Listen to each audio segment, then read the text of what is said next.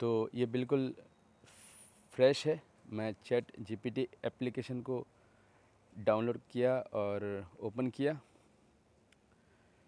अब यहाँ मैं चैट जीपीटी को बिना साइन इन किए भी इस्तेमाल कर सकता हूँ, लेकिन बात क्या होगी कि ये हिस्ट्री को यहाँ पे नहीं रखेगा और दूसरे भी फीचर्स हैं जो मैं अच्छी तरह से इस्तेमाल नहीं कर पाऊँगा। लेकिन मैं बिना साइन इन किए भी चैट जीपीटी का इस्तेमाल कर सकता हूँ, लॉगिन किए बिना भी इस्तेमाल कर सकता हूँ। अब मैं अगर साइन अप पे जाता हूँ, यहाँ पे पूछ रहा है continue with Google, sign up और लॉगिन। मैं साइन अप कर सकता हूँ डायरेक्ट, या गूगल से मेरे किसी जीमेल अकाउंट से ही लॉगिन कर सकता हूँ।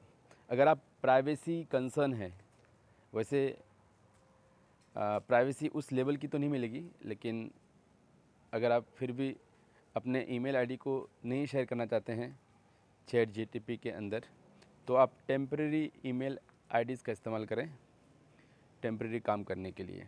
आप वीपीएन, प्रोटोन वीपीएन या प्रोटोन ईमेल का इस्तेमाल करें ताकि आप काम कर सकें, या टेम्प ईमेल का इस्तेमाल करें। जैसे कि मैं साइनअप पे जाता हूँ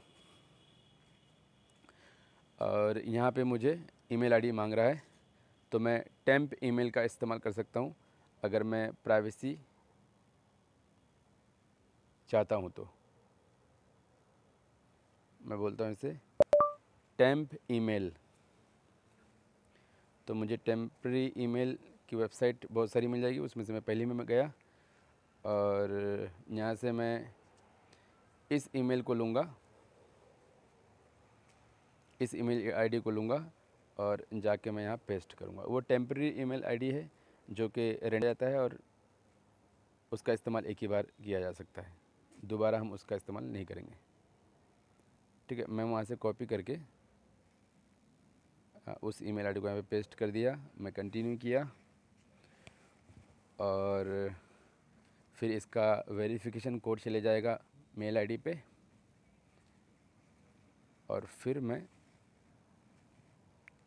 ठीक है, ये स्क्रीन आ गया।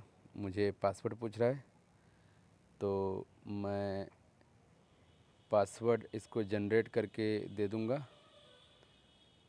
मैं मेरा की पास खोल के इसे रैंडम पासवर्ड जनरेट करके दे देता हूँ।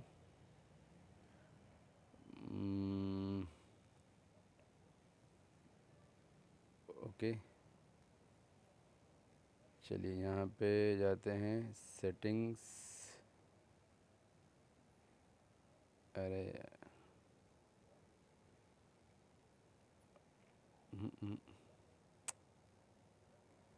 ये मैं कहाँ आ गया, छोड़िए, वहाँ से नहीं लेते हुए मैं यहीं चले जाता हूँ। Random password generator. अच्छा, इस रैंडम पासवर्ड जनरेटर को हम खुद भी तैयार कर सकते हैं। मैं थोड़ा एक स्ट्रॉन्ग पासवर्ड ले लेता हूँ। अच्छा, जब आप इस वीडियो को देख रहे होंगे आपको इतने कम स्पीड में देखने की ज़रूरत नहीं है, आप स्पीड बढ़ा भी सकते हैं वीडियो का। मैंने कंटिन्यू किया और जैसे मैंने कंटिन्यू किया ये मुझे बोल रहा है I have verified my email, we have send an email. उसने सेंड कर दिया है मुझे ईमेल। तो मुझे उस जगह पे जाके मेरा ईमेल, ओके, मैं शायद गलती से यहाँ आ गया था। देखिए यहाँ पे ईमेल आईडी आ गया है, वो ईमेल भेज दिया है। मैं यहाँ से वेरीफाई करता हूँ और यहाँ से मैंने सक्सेसफुली वेरीफाई कर दिया और मैं अब इसको बोलता हूँ कि हाँ मैंने वेरीफाई कर दिया। फिर यहाँ पे मुझे नाम पूछ रहा है, तो मैं यहाँ पे नाम दे सकता हूँ रेंडमली, और यहाँ पे एक रैंडम डेट ऑफ बर्थ मैं सिलेक्ट कर लेता हूँ। चलिए, तो ये इसलिए ताकि मेरे डेटा को या मेरे ईमेल आईडी को मैं यहाँ पे ना दूँ।